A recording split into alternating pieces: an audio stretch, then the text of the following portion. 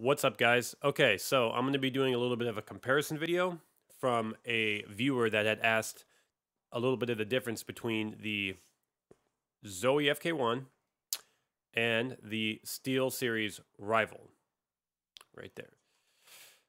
So I'll get into the nitty gritty here and I'll just throw out the raw specifications of both.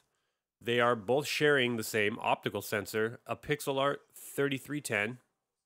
So that's good. But also to keep in mind down the road, if you ever purchase any more mice, even though sometimes it may say that it uses the same sensor, if the mouse is going to be bundled with software or per the vendor, they can make small little minute tweaks that can kind of make the sensor perform a little bit differently, even though on paper it does say that it is the same sensor. So do keep that in mind.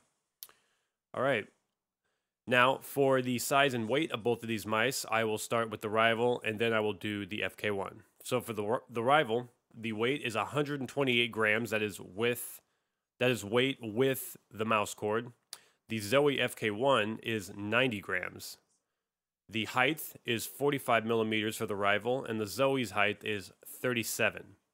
For the width is 70 millimeters for the Rival, and the Zowie is 67. And keep in mind, those two measurements are measured on the widest part of each mouse. The length, or I would assume the cord length, is 133 millimeters for the Rival, and for the Zowie, it is 128 millimeters. So you are getting a little bit longer cord with the Rival. Now, my personal opinion between both of these. I personally like a shorter, lighter type of a mouse. I kind of have, my hands are kind of a little bitchy. They're not very big hands. Even though I'm not a super small dude, I'm about 5'11", but apparently I wear small gloves. So, right off the bat there, I'm probably going to be more geared towards the Zowie, again, just because it is a smaller mouse. But like I had referenced earlier in my previous video, one thing that a lot of people did like about this Rival is it is shaped like an old IntelliMouse, which it definitely is. It's got that shape to it, and a lot of people really did like the shape of that. And also too, it has, the camera may not pick it up, but right here, there's rubber coating on both of these sides right here. So it's got they kind of has little nubs. It's basically what you would find in the new Death Adder, the Razer's new Death Adder. Same type of a deal there. It's kind of got a rubber nubby sides to them, and it definitely is grippy.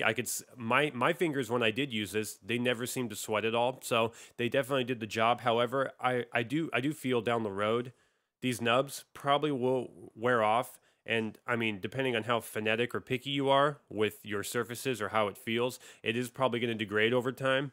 And I could see it, maybe causing a problem for some people. Again, if you're super finicky, and that may, that can throw you off. That can definitely throw you off. Other people probably aren't going to mind it. And there's going to be some people that probably may actually prefer the fact that it's got that worn-in type of a feel to it. So that is something to keep in mind. Now, for the mouse skates and or feet on the bottom, I really, again, I'm just being honest. I'm not trying to be a fanboy either. I'm just telling you exactly how I feel. But the Zowie here, again, may not pick it up. I guess it does kind of pick it up. Notice the mouse feet there. They're very large. You do only get 2 of them, but they're very large. And that's something I really do like. Again, it could be a placebo effect for me, but I feel with the larger mouse feet and or skates, I just feel as though the mouse glides absolutely perfect. As perfect as perfect can be. Very smooth, and I just don't feel like I get any type of mouse drag physically when I don't feel it, but also too up here mentally. Again, sounds silly, but I think that does make a difference. Now, this is the one part of the mouse that I think that SteelSeries kind of, I won't say failed on, but a little disappointed, man, at least for me. Now, notice the mouse feet on this guy. They're pretty small. The 2 front ones, if I could describe them up front, they look. Basically, take a little Jelly Belly and just smash it on the ground, and that's about the size and the width of the mouse feet. They are not very big. The back is a little bit bigger. The back, kind of, again, they're longer Jelly Bellies. That's about basically all they are. I like the sensor placement, as with the Zowie. It's right in the middle of the mouse. That's very good. The one thing I guess I would say that I did like over the Zowie when it comes to the Rival is I do like the mouse 4 and 5 buttons. They kind of have a mute click to them. The microphone's probably not picking these up, but I like just the fact that they're so big, and they actually did put them in a very good place. They're a little bit, for me at least, they're a little bit easier to reach than the Zowies. Not that I don't have a problem with the Zowies. I still like theirs. It's perfectly functionable for me. I don't have a problem. But if I had to prefer either or, I probably would go with the Rival. I do like the bigger size of those buttons and just the way they feel when I click them.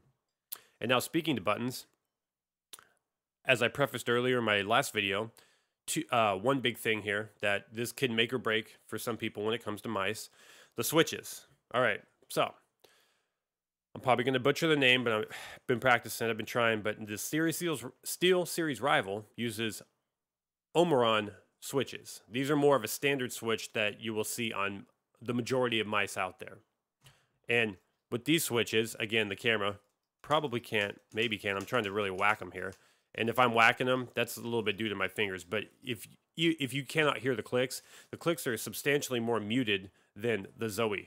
And I've already, if you want to hear the clicks from the Zowie, check my other video out. But I did a little bit of explaining there earlier too, that when you're dealing with a Hano switch, that's what the Zowie has. It is going to have more of a tactile feedback to it. It's going to take a little bit more, I guess, G's of force to engage the switch, which, again, I personally like because I play a lot of shooter games, and sometimes I like to consider myself a composed shooter, but every now and again, you know, certain situations in your game will get the best of you, and maybe you might be a spaz, and you may be kind of trolling your buttons a little bit, if you know what I mean. Or spamming, I should say, spamming your buttons when maybe you're not trying to do that. Now, with a Hano switch, that's going to be a little bit harder to do opposed to a Omron switch. The Omrons are a little bit easier. Actually, I wouldn't say a ton easier, but you can definitely tell the difference that they are easier to engage than the Hano switches. And again, this is my first mouse, the Zowie Fk1, that uses Hano switches. It's the very first time I've used a Hano switch. And actually, again, I do prefer them now. And I could see people kind of complaining about maybe the noise feedback, but I'm thinking if you're actually gaming, and you're using a microphone, you're probably using a headset. And if you're using a headset, you're not going to be hearing the noise that are coming from the switches. And if you are, then I would say you may want to turn down your mic sensitivity, because even if you rip a nice silent one, fart, I'm prefacing, it will probably pick that up, which to me means that your microphone sensitivity is way too high. Calm that down, turn down the level just a little bit. People will still be able to hear you. So I guess, I don't know, there's not a whole lot for me more to say other than, unfortunately for you guys, you're probably going to have to buy these to try them out. I'm just kind of giving you, you know, again, my impressions, my opinions. Oh, I guess I will say the scroll wheels on both of them.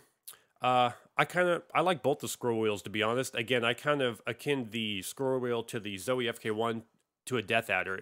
It's got that type of a feel to me, except it's just a little less jelly. It's a little less squishy, I would say. It's a little more condensed, a little harder.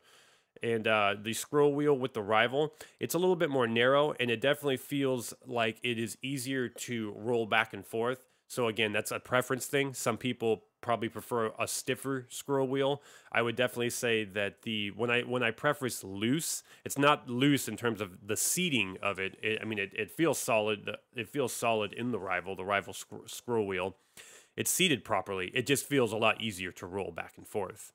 And it also does have a DPI switch up top, whereas again, the Zowies, they put theirs on the bottom, which again, I kind of like a little bit better. It just makes it a little bit more stealth. The look is very clean on the Zowie, which I like.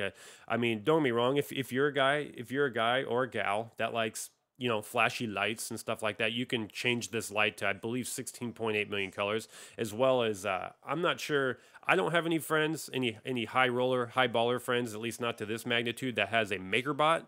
But if you do, in fact, have a MakerBot, I don't know if this will pick this up again. Here, I'll try to get it closer.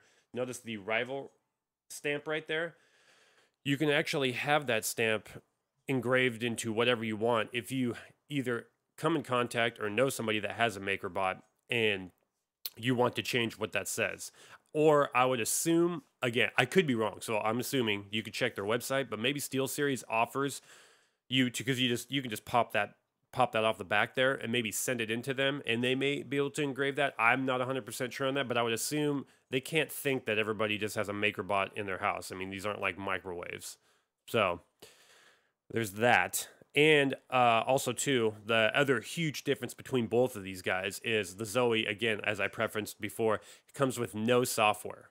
There's no software. Every setting that is done on this Zowie is done via holding down button combinations through the hardware of the mouse while plugging the USB into your USB slot on your computer. Which, again, I really like, and something to note that you may want to think about. Not all of us are professional gamers, but if you ever are going to a LAN party and it's not a bring your own rig type of a deal, and or if you only have a desktop and you don't want to lug that around, but your buddy says, hey, I got an extra one at the house, you can use that. Well, I think that's one awesome benefit that the Zowie has over most any other mouse, because it doesn't use software. You don't need to install any drivers. I mean, it's a matter of just, your basic Windows driver, but as soon as you pop that in, 15 seconds later, that bad boy's ready to go. And after that, there's really no more tweaking because it's going to be set to whatever you had it on prior. So that's really nice. With the SteelSeries, they do have a brand new SteelSeries engine, which I do actually think that the overhaul is nice and it's much better and improved from what they used to have. And now they offer kind of what Razer does, is they offer a cloud service. So I guess, you can kind of send your settings up in the cloud and then just log in via the internet, and that way you won't have to re-download the drivers. So I guess they're kind of trying to meet in the middle of there, and I guess that is a nice feature for people that do intend to use that. And outside of that, I believe both the lift-off distances are by default 1.8 millimeters on both of these sensors. However, the Zowie, you can take it down to 1.5 via, again, holding down some buttons.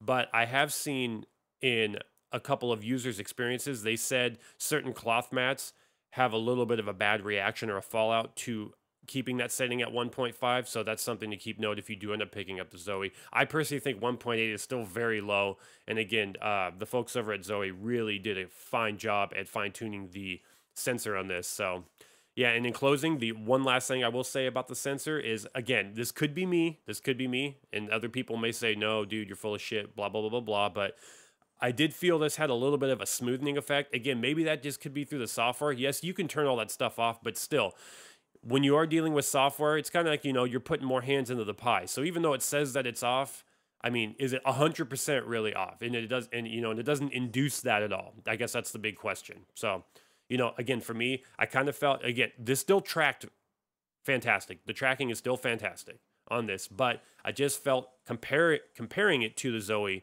and again, knowing that we are using the same optical sensor, the Zowie feels like it has absolutely none.